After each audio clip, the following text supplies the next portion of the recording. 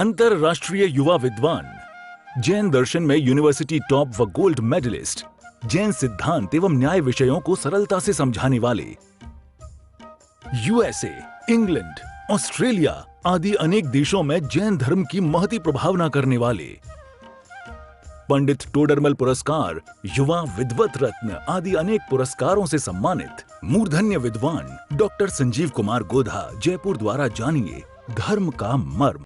इस कार्यक्रम के प्रायोजक हैं श्रीमती संस्कृति जी गोधा के नाना जी एवं नानी जी, स्वर्गीय श्री राजमल जी गोधा, श्रीमती भंवर देवी जी गोधा, लवाण, जिला दौसा, राजस्थान।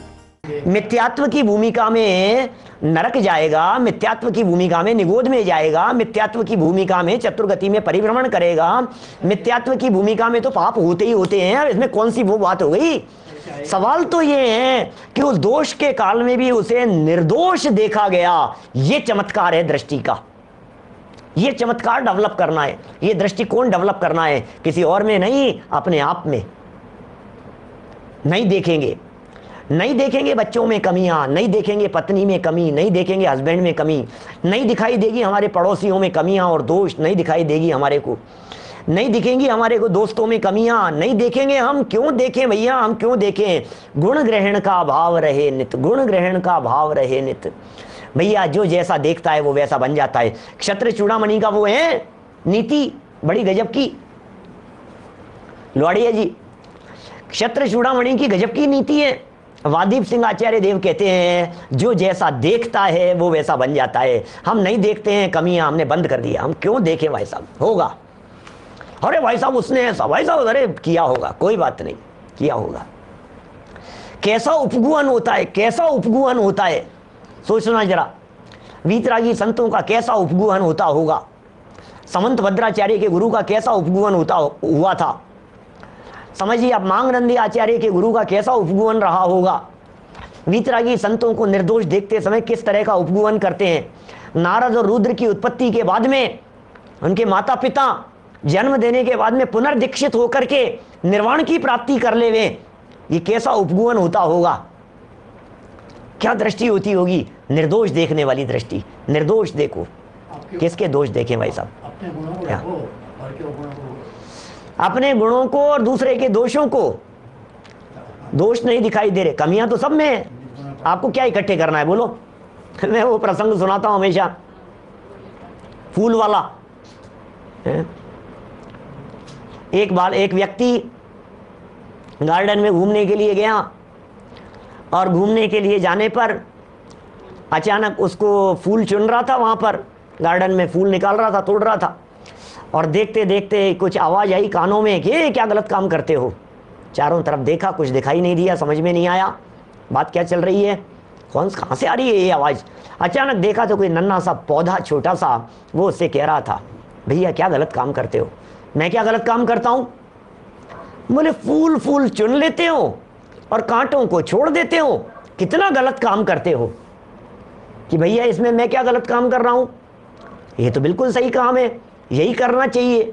फूलों को चुन लेना चाहिए और कांटों को छोड़ देना चाहिए, यही तो करना चाहिए, और मैं भी यही काम कर रहा हूं। तो तुरंत पौधे ने कहा, वाह वाह वाह, ताली बजाई, बड़ा होशियार बनते हो, बड़ा होशियार बनते हो, बातें तो बड़ी अच्छी अच्छी करते हो। हमें एक बात का जवाब दो, जब आप दुनिया में किसी व्यक्ति से मिलते हो तो उसके गुणों को चुनते हो या दोषों को चुनते हो? आप जब किसी व्यक्ति से मिलते हो तो उसकी कमियां और दोषों को चुनते हो, कांटे कांटे इकट्ठे करते हो, उसके गुणों को छोड़ देते हो, और यहां आकर के फूल चुनते हो और कांटों को छोड़ रहे हो। एकदम सोचने पर मजबूर हो गया वो व्यक्ति, और तुरंत उस छोटे से पौधे ने पलट करके जवाब दिया, मेरी एक बात को याद रखना बंधु। क्या कहा उस पौधे ने? उस पौधे ने कहा, बंधु मेरी एक बात को याद रखना, जो फूल चुनते हैं उनके पास में फूल इकट्ठे होते हैं, और जो कांटे चुनते हैं उनके पास में कांटे इकट्ठे होते हैं। चॉइस आपकी है, आप यदि फूल चुनेंगे तो फूल इकट्ठे होंगे, कांटे चुनेंगे तो कांटे इकट्ठे होंगे। कहने का अभिप्राय ये है, यदि आप जिससे मिलते हैं उसके गुणों को देखते हैं, यदि आप गुणों को चुनते हैं तो आपके पास में गुण इकट्ठे होंगे, और यदि आप दूसरों के दोषों को देखते हैं तो आपके पास में दोष इकट्ठे होंगे। निर्णय आपका है, आप क्या चुन रहे हैं? देखते रहो, देखते रहो, चुनते रहो। उसके कम नंबर आए हैं, बेटा अब तेरे कम नंबर आना शुरू होने वाले हैं। वही क्लास बंक करता है, तो बेटा अब तू भी क्लास बंक करने वाला है धीरे धीरे।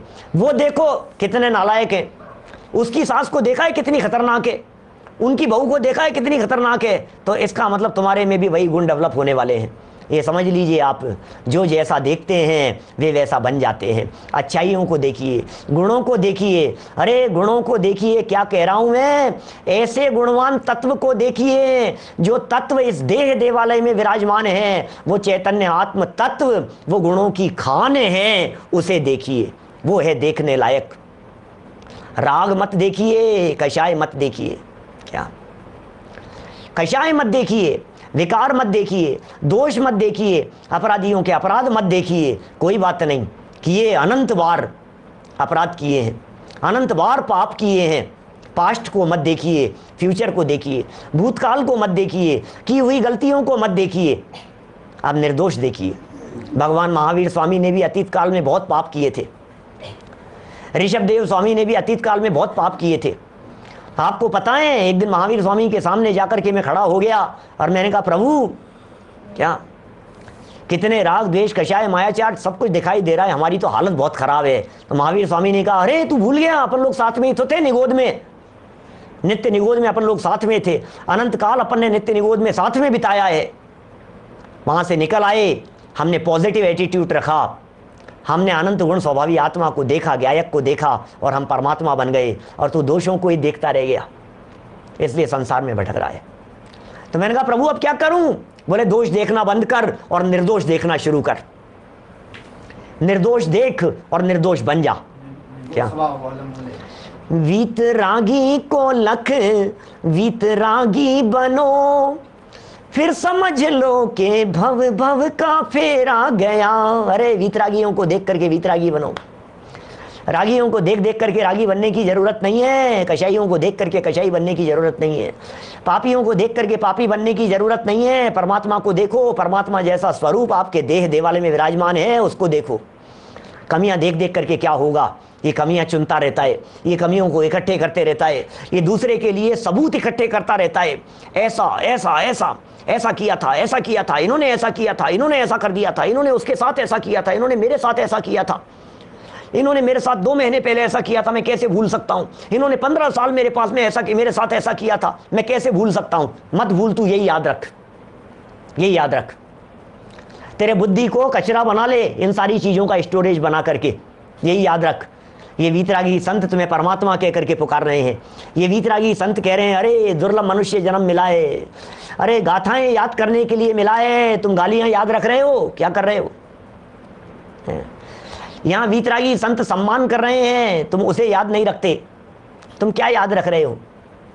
जो याद रखने योग्य नहीं है तुम उसे याद रख रहे हो। कौन याद करता है? कौन समझदार व्यक्ति उन बातों को याद करेगा? ना समझ हैं आप, नादान हैं। समझदारी से काम लीजिए। क्या करने योग्य है, क्या देखने योग्य है? निर्दोष निर्दोष निर्दोष तत्व को देखिए। स्वभाव सदा काल निर्दोष है। ये चैतन्य आत्म तत्व इस देह देवालय में विराजमान सदा काल निर्दोष है, लेकिन पर्याय से ऊपर उठ करके देखना पड़ेगा तो दिखाई देगा।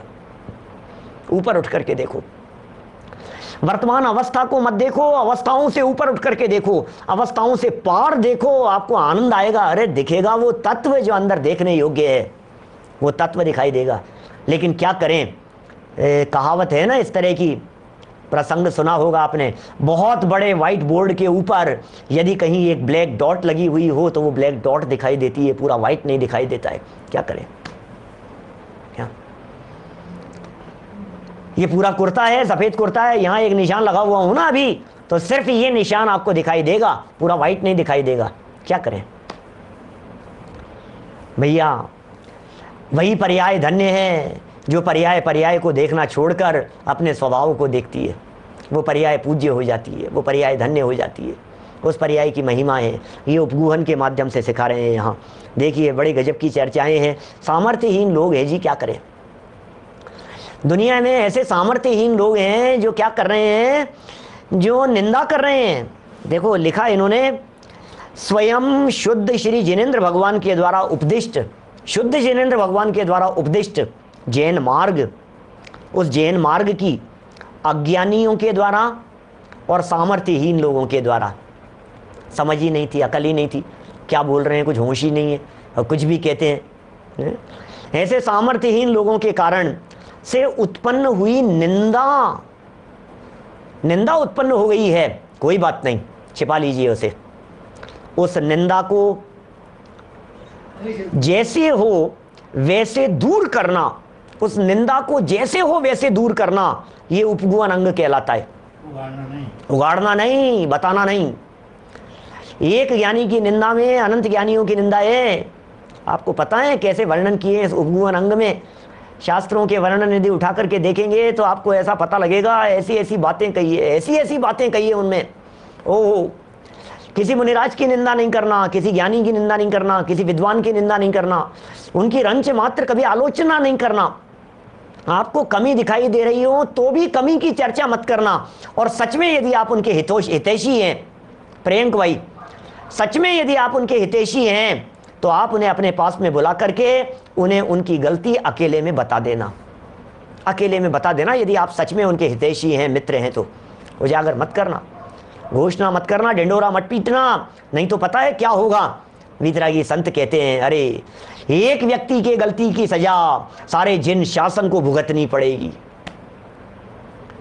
एक व्यक्ति ने गलती की और तुमने यदि उसे उजागर किया है, दुनिया देखने वाली ये कहेगी ऐसे ही होते हैं विद्वान। दुनिया देखने वाली ये कहेगी अरे जैनियों के महाराज तो ऐसे ही होते हैं। देखो आप क्या हो रहा है, क्या कह रहे हैं आज लोग, क्या कह रहे हैं, जैनियों के महाराज तो ऐसे ही होते हैं। अरे जैन लोग कितने घोटालों के अंदर, जैन लोग तो ऐसे ही होते हैं। ये क्यों हो रहा है? ये उपगुहन अंग के अंदर प्रसिद्ध हुआ जिनेंद्र भक्त सेठ। उस सेठ ने क्या किया? छत्र चुरा लेने वाले ब्रह्मचारी के चोरी का उपगुहन किया, उजागर नहीं किया। पब्लिक इकट्ठी होकर के आ गई, लेकिन उसके बावजूद सेठ जी ने क्या कहा? नहीं नहीं, मैंने मंगवाया था, थोड़ा घिस गया था, व्यवस्था करवानी थी, इसकी सुधरवाना था, मैंने मंगवाया था इससे, लो। और फिर पब्लिक चले गई तो उसके बाद में समझा दिया उसको, भैया जिन धर्म बदनाम होता है, धर्म बदनाम नहीं हो, धर्म की बेइज्जती नहीं हो, धर्म की विराधना नहीं हो, कोई व्यक्ति जिन धर्म के ऊपर उंगली न उठाए, ये किसकी जिम्मेदारी है? ये हमारी जिम्मेदारी है। आपको यदि कदाचित कोई बात समझ में नहीं आ रही है, कोई बात गलती दिखाई दे रही है, अरे गलतियां क्यों नहीं होगी? हर व्यक्ति में गलती है, मुझ में भी गलती है, आप में भी गलती है, आप में भी है, हर व्यक्ति में गलती है। दुनिया में ऐसा कौन व्यक्ति होगा जिसमें गलतियां नहीं होगी? छद्मस्त दशा कहते किसे हैं?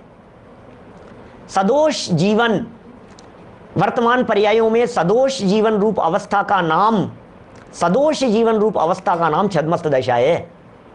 पूरी तरह से निर्दोष नहीं है वो छद्मस्त, आप उसे निर्दोष देख रहे हैं। आप क्या चाहते हैं जिग्नेश भाई? आपको हम पर्याय में भगवान देखें? पर्याय में कैसे देखेंगे? द्रव्य दृष्टि से तो देख सकते हैं, पर्याय में भगवान नहीं देखा जा सकता है। पर्याय में तो मनुष्य हैं भैया, मनुष्योचित व्यवहार, मनुष्योचित आचरण, मनुष्योचित सारी क्रियाएं तो होंगी ही ना। मनुष्यों जैसा तो होगा ही, मनुष्यों जैसे खाएंगे भी, भूख भी लगेगी, सोएंगे भी, नहाएंगे धोएंगे भी, बिजनेस भी करता होगा कोई व्यक्ति, सब काम करता होगा, कमाता भी होगा, नौकरी पर भी जाता होगा, सब करता होगा, क्यों नहीं करेगा? ये सारी बातें क्यों नहीं करेगा बतलाओ मेरे को। क्या वो गृहस्थ मतलब वो कोई भगवान बन गया है? क्या वो 13वें गुणस्थानवर्ती हो गए हैं, परमात्मा हो गए हैं? सब करेंगे, क्या दिक्कत है? तो दोष तो दिखते ही हैं। अच्छा, आप कोई भी दोष कर लीजिए, मतलब सॉरी कोई भी बिजनेस कर लीजिए, दोष तो होगा ही। आप कुछ भी काम कीजिए, हिंसा दिख तो होंगे ही। तो फिर क्या करें? अब सावधान रहो। क्या सोचिए, अब सावधान रहने की जरूरत है। छद्म का मतलब है आवरण, छद्मस्त, जो आवरण में रह रहा है उसका नाम छद्मस्त है। कर्म का आवरण होते हैं भाई साहब, कई परिस्थितियां ऐसी होती है, उदयजन्य होती है, कभी मोह हावी हो जाता है, कभी ज्ञानावरणी कर्म हावी हो जाता है, अनेक प्रकार की बातें हैं, बहुत तरह की बातें हो जाती है। ज्ञानावरणी कर्म इस तरह का हावी हो गया, कभी सत्य बात भी गलत दिखाई देने लगी, गलत बात भी सत्य दिखाई देने लगी, बात ऐसी आ गई, नहीं दिखा, लाइन का अर्थ कुछ का कुछ भाषित हो गया, क्षेयोपशम ज्ञान है, क्या करोगे आप? तो कोई बात नहीं, भरी सभा में किसी की निंदा करने की जरूरत नहीं है। पंडित जी नीचे उतरें, अपने रूम में जाएं, उनके पास में जाओ, बैठो कि पंडित जी आज आपने इस लाइन का जो अर्थ किया था मैं उससे थोड़ा संतुष्ट नहीं हूँ, विनम्रता से आप उन्हें बात कहिए और उन्हें बात बतला दीजिए कि मुझे इस लाइन का ऐसा अर्थ भाषित होता हुआ नजर आता है, आप विचार कीजिएगा, थोड़ा सा आप देखिएगा। इतनी सी बात पंडित जी को कह करके आ जाओ, वो उचित समझेंगे तो तुम्हारा नाम लेकर के दूसरे दिन सभा में कहेंगे। उचित समझेंगे तो इसकी भी अपेक्षा मत रखना कि मेरा नाम लेकर के बताएं, नहीं बताएं तो नहीं बताएं, उसमें क्या हो गया, कोई जरूरी नहीं है। लेकिन ये उपगूहन अंग के उनके लिए नहीं है। ये ऐसा करके हमने क्या किया भाई साहब, ऐसा करके हमने उनके ऊपर एहसान नहीं किया। एक बहुत मार्मिक बिंदु कहता हूं, ध्यान देना, बहुत सारे हमारे सब विद्वान साथी लोग हैं। ऐसा करके हमने, हर्षवर्धन जी, हमने ऐसा करके हमने किसी के भी दोषों को छिपाकर उसके ऊपर एहसान नहीं किया। हमने अपने आप के लिए सम्यक दर्शन की पात्रता डेवलप की है। क्या कहा, क्या कहा जितेंद्र जी साहब, हमने दूसरे की निंदा और आलोचना नहीं करके कोई उसके ऊपर बहुत बड़ा एहसान नहीं कर दिया। देख, मैंने तेरे को, मैं चाहता तो तुझे कहां से कहां पहुंचा सकता था, नीचे उतार सकता था, तुझे बेइज्जत कर सकता था, ये कर सकता था, तेरे सारे इसको धराशायी कर सकता था। सुन सुन सुन भाई, उनके ऊपर कोई एहसान नहीं किया है, उनकी निंदा नहीं की, उनकी आलोचना नहीं की, उनके ऊपर उंगली नहीं उठा करके उनके ऊपर कोई एहसान नहीं किया है। एहसान किसके ऊपर किया है, काम किसका किया है, हमने अपने आप के लिए उपगूहन के माध्यम से सम्यक दर्शन के लिए भाव भूमि तैयार की है। क्या अपना हित देखिए, अपना हित किसमें है। जिनेंद्र देव के वचनों को यदि मैं अपने जीवन में धारण करूंगा तो अपने हृदय में उपगूहन होगा, अपने हृदय में पात्रता बनेगी, और वो पात्रता बनेगी तो निश्चित तौर पर सम्यक दर्शन प्रकट होने की स्थिति बनेगी। ये सिखा रहे हैं, जीवन जीना सिखा रहे हैं। मैं तो हर कदम पर जब मैं जनवाणी को पढ़ता हूं तो मैं आप लोगों के लिए नहीं पढ़ता हूं, मैं तो अपने आप के लिए पढ़ता हूं। ये जैन धर्म का मार्ग मैं किसी के दिखावे में नहीं आकर के अपनाया है, मैंने किसी के कहने से नहीं अपनाया है, किसी की जोर जबरदस्ती से नहीं अपनाया है। ये मार्ग मेरे लिए है, मेरे आत्मकल्याण के लिए है। मेरे सम्यक दर्शन, मेरे पंचम गुणस्थान, मेरे छठे सातवें गुणस्थान, मेरे मुक्ति मार्ग, मेरे अतीन्द्रिय आनंद के लिए है। और उनको लाभ मिले तो स्वागत है, न मिले तो न सही, हमें कोई हठाग्रह भी नहीं है किसी चीज का। देखो क्या कह रहे हैं राजेश जी, वैसा प्रैक्टिकल के अंदर बिल्कुल मुश्किल नहीं होता है। कोशिश करेंगे तो दूसरे की कमी दिख भी गई कोई बात नहीं, प्रथम तो दिखनी नहीं चाहिए, दिख गई तो शब्द नहीं देंगे, उसे जवान का विषय नहीं बनाएंगे, धीरे धीरे आदत बन जाएगी, निर्दोष देखेंगे, उसके आत्म तत्व को देखने का प्रयास करेंगे। देखिए ये उपगूहन अंग कहलाता है। इस अंग का नाम किन्हीं आचार्यों ने उपब्रहण माने धर्म को बढ़ाने वाला, किन्हीं आचार्यों ने उपगूहन और किन्हीं आचार्यों ने उपब्रहण, क्या माने धर्म को बढ़ाने वाला भी बतलाया है। इसलिए आचार्य सोमदेव ने अपने यशस तिलक चंपू में दोनों नामों का उल्लेख कर उनका अर्थ किया है। ओहो, सोमदेव सूरी का उद्धरण करके यहाँ यशस तिलक चंपू नाम के ग्रंथ का उद्धरण प्रस्तुत कर रहे हैं। कहाँ से, अभी रत्नकरण श्रावकाचार्य पढ़ रहे होते तो यशस तिलक चंपू थोड़ी ना लेकर के आते, क्या कर रहे होते बतलाओ। क्षान्त्या सत्येन शौचेन मार्दवेन आर्जवेन च तपोभिसंयमैर्दानैर्कुर्यात् संयम ब्रह्मण्यम् सवित्रीवत नुजानाम अपराधम सधर्मसु देव प्रमाद संपन्नम निगूहेत गुण संपदा। क्या कह रहे हैं, क्या सोचो क्या कह रहे हैं। देखो भैया, क्षमा, सत्य, शौच, मार्दव, आर्जव, तप, संयम और दान से जैन धर्म व जैन सिद्धांत की उन्नति को करना ये उपब्रहण अंग है। ओहो, तप करो, साधना करो, क्षमा का पालन करो, सत्य धर्म को जीवन में अपनाओ, शौच का पालन करो, मार्दव आर्जव तप संयम दान, इनसे जिन धर्म की खूब प्रभावना करो, खूब धर्म की प्रभावना करो, जिन धर्म की प्रभावना में लगे रहो भैया। जैसे बन पड़े जिन धर्म की प्रभावना करेंगे। जिन धर्म तुझको मेरा नमन, तेरी रक्षा में प्राणों को तज जाएंगे। हम रहे ना रहे इसकी परवाह नहीं, नाम तेरा अमर जग में कर जाएंगे। नाम तेरा अमर जग में कर जाएंगे। जिन धर्म, क्या बड़ी सुंदर रचना है संजीव जी की। देखो क्या लिखा है यहाँ, क्या कह रहे हैं ये जैन धर्म व जैन सिद्धांत, इन जैन सिद्धांतों की उन्नति को करना, उन्नति करो। और जिसके जीवन में ज्ञान नहीं है, दान नहीं है, संयम नहीं है, शील नहीं है, तप नहीं है, व्रत नहीं है, उसको तो धरती पर बाहर कह करके पुकारा है नीतिकारों ने। भर्तरी ने लिखा है, क्या लिखा है, भर्तरी लिखते हैं ऐसा नीतिकार नीति श्लोक में, ये शाम न विद्या न तपो न दानम, ज्ञानम न शीलम न गुणो न धर्म है, ते मृत्यु लोके भुवि भार भूता, मनुष्य रूपेण मृगाश्चरन्ति। अरे मनुष्य के रूप में पशु के समान है। अरे मनुष्य जीवन लेकर के भी जिसके जीवन में येषाम न विद्या न तपो न दानम ज्ञानम न शीलम न गुणो न धर्म है, क्या भुवि भार भूता ते मृत्यु लोके भुवि भार भूता, मनुष्य रूपेण मृगाश्चरन्ति, मनुष्य के रूप में पशु के समान है। लो, यशस तिलक चंपू ग्रंथ का नाम है। चंपू काव्य ऐसे काव्य कहलाते हैं जिनमें गद्य और पद्य दोनों मिश्रित होते हैं, वे चंपू काव्य कहलाते हैं। चंपू टीकाएं व्याख्याएं इस तरह की हैं जिनमें गद्य भी हैं और पद्य भी हैं। जैसे आत्मख्याति, ये चंपू कहलाती है। आत्मख्याति टीका समय सार की, गद्य भी हैं और पद्य भी हैं, बीच बीच में कलश भी हैं। ऐसा यशस तिलक चंपू, उसमें ये इस तरह का काव्य, ये संस्कृत का श्लोक मिलता है। उपब्रहण अंग है ये, खूब बढ़ाना भैया।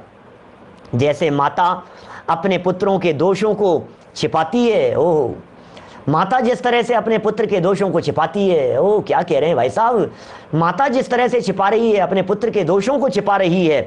क्यों छिपा रही है? छिपा रही है, दुनिया के सामने छिपा रही है और अकेले में सिखा रही है। समझ में आ रही बात? समझ में आ रही है? दुनिया के सामने छिपा रही है और अकेले में छुटा रही है। बात समझ रहे हैं? माता क्या काम करती है? बच्चे ने कोई गलती कर दी, दुनिया के सामने तो नहीं कुछ नहीं, और फिर अकेले में बैठ करके, देख बेटा ये तूने सही नहीं किया है, क्या ऐसा काम आगे से नहीं करना कभी भी। आज तो मैंने बचा लिया है, आगे नहीं बचाऊंगी, देखना आगे से ये गलती नहीं होनी चाहिए। ये कह रहे हैं यहाँ, जैसे माता अपने पुत्रों को दोषों को छिपाती है, क्या छिपाती है, छुटाती भी है, फिर उसी तरह साधर्मियों के दोषों को छिपाना। ओहो, ये जिनवाणी माँ भी कह रही है, साधर्मियों के दोषों को छिपाना, अर्थात किसी साधर्मी से प्रमादवश कोई अपराध हो गया हो, प्रमादवश हो गया हो, कषायवश हो गया हो, अज्ञानतावश हो गया हो, नासमझी में हो गया हो, तो उसको सर्वसाधारण में प्रकट नहीं करना। क्या कह रहे हैं? उसको सर्वसाधारण में प्रकट नहीं करना। ये उपगूहन अंग कहलाता है, ये उपगूहन नाम का अंग है। इसका मतलब दोषों और कमियों को छिपाओ और गुणों को उजागर करो। बहुत तरह से इसके वर्णन मिलते हैं भाई साहब। पुरुषार्थ सिद्धि उपाय में पढ़ते समय भी हमने इन अंगों की चर्चा की थी, वहाँ पर भी एक एक अंग पर एक एक व्याख्यान किए हैं हमने, तो वहाँ पुरुषार्थ सिद्धि उपाय के प्रवचनों से भी इन बातों को आप जान सुन सकते हैं। छेड़ाला के प्रवचनों में भी हमने इन अष्ट अंगों की चर्चा की थी, आप वहाँ से भी जान सकते हैं, पढ़ सुन सकते हैं। ये सब जीवन उपयोगी हैं, जीवन बदल लेने के लिए है। हम सब इन बातों को अपने जीवन में अपनाएं, अपने जीवन में धारण करें, अपनी श्रद्धा बदलकर, अपना अभिप्राय बदलकर मोक्ष मार्ग में बढ़ते हुए अल्पकाल में मुक्ति की प्राप्ति करें। इसी भावना से बात को यहीं विराम देता हूँ। इस कार्यक्रम के प्रायोजक हैं श्रीमती संस्कृति जी गोधा के नाना जी एवं नानी जी, स्वर्गीय श्री राजमल जी गोधा, श्रीमती भंवर देवी जी गोधा, लवाण, जिला दौसा, राजस्थान।